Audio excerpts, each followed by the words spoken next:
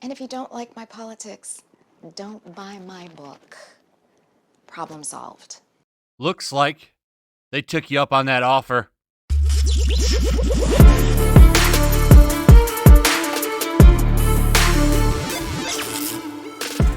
So the comic book industry not doing well against manga. Manga continues to dominate the charts every month. I don't think that's going to change anytime soon. However, it is possible to sell American comics. King Spawn sold 500,000 copies. Well, nearly 500,000. It was, I think, 497,000, but 500,000 is pretty, you round it up, that's where you're going to be at. And this is largely due to Todd McFarlane just out there hustling and just being a good dude. Look, he posted this on Twitter the other day. Folks, thank you for making King Spawn issue number 1 a huge success. We are currently sending King Spawn issue 2 to the printer this week. If you haven't seen this cover by Javier F.D.'s art, take a look. As you folks know, I love black and white art. Hashtag Spawn, hashtag King Spawn, hashtag Image Comics. Now, why is this a big deal, right? He's just saying thank you. Well, the big deal is this is not the norm in the American comic book industry. Thanking your customers, being good to your customers, that's not the norm. No, what they usually do is police your behavior and make sure that you don't have any wrong think on your social media.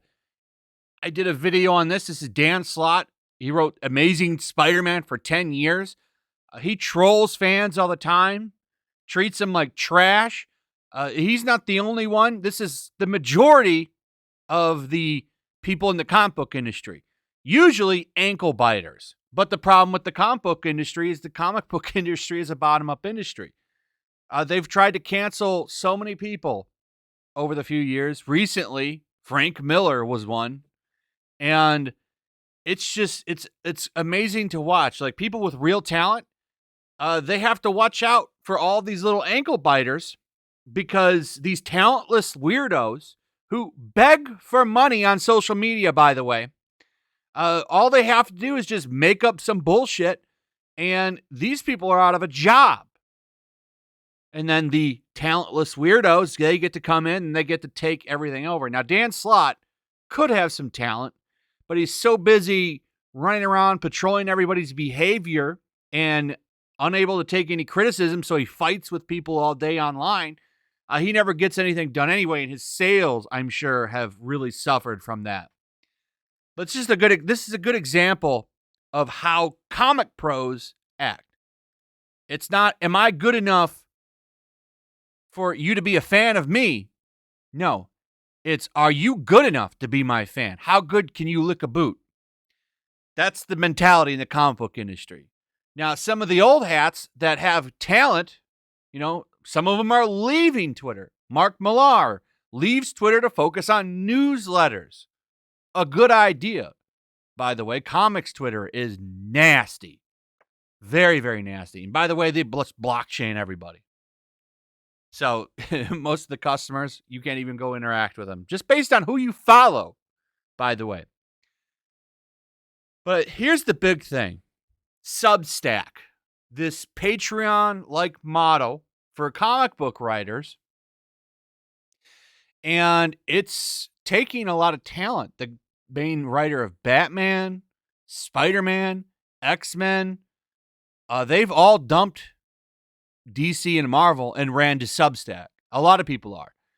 And, it's a concern. You've seen the ankle biters. Those have been the funny ones. The ankle biters, the Twitter Puritans, the untalented, talentless comic book pros that have ruined the industry. They have been attacking people going to Substack for a while now, and they do that for a reason. One, because they're not going to get the deals. Like Jonathan Hickman, he was the writer of X-Men. He goes to Substack, he gets a 6-figure grant. If one of the ankle biters go to Substack, they get nothing. I think they can join the platform, but they don't get a big grant. They get nothing because they have no talent. And Substack seems to know that they're not going to drive anybody to their platform. They seem to base things in reality of sales and numbers, which is where things should be. So you've got all the talent going to Substack now. You also have Comicsgate. That's going on still, too. So all of these talented creators are going to indie books, which I think will thrive and still exist. Now, my problem with Substack is I don't think you get a printed comic. I could be wrong with that. I really like physical books. I don't like digital books. When I do a comic, I don't think I'm going to have a digital book. I don't like digital. I like physical. I think it makes the book more special. It's just my opinion. Now, I'll read some digital books, but at the end of the day, I'd rather have physical all day long. But you've got all the talent going to Substack or going to CG. Like, it's all going to be creator-owned stuff. I don't think, if the movies go down, I've been saying it for a while, I don't think DC and Marvel stick around. I think you see these characters get licensed out, and that'll be the end of the day. And then all of these ankle biters that have been ruining the industry, like, no one's going to read their creator-owned books. So it's, all the big names, they'll be the only ones left standing, and you can still read their books. Now, the question is, will people follow some of these people to Substack? I think, yeah. I think their fans will go there. And, like I said, it's only a matter of time to the ankle biters call Substack racist. Why haven't you given a grant to a POC in a wheelchair, huh? And hopefully Substack just gives them the finger. But it's funny to see articles like this, okay, from Screen Rant. The move to creator-owned comics could be bad news for DC and Marvel. Like, finally acknowledging some doom and gloom for the comic book industry. Because with these websites, it's always bright and sunny. Everything's just fine. It's like that meme of the guy sitting in the fire. Everything is fine, and it isn't. But I think that this is funny, and they're acknowledging, hey, what happens to DC and Marvel? How will they respond? And their basic thesis on this is that, these up-and-coming writers and artists are going to get their due. And a lot of these up-and-coming, in quotations, writers and artists, particularly the writers, are full ideologues. Super, super unhinged leftists, like far left. And when I say left, I mean far left. Big time. NPC, SJW. Like, that's how you get into the industry now. Not based on talent. It's based on identity and politics. So you've got all these ideologues come in. The quality's only going to go down. Their best writers are pretty much gone. So you're going to be left nothing with mediocrity and ideologues. And I'm not saying it's not, there's still been some quality books, but the only thing I read from Marvel is Amazing Spider-Man, and that's because Nick Spencer's run has been great. But he's leaving. He's going to Substack. So, they've got a whole team now. There's like 6 writers or something on Amazing Spider-Man, all these cooks in the kitchen. It's not going to go over very well.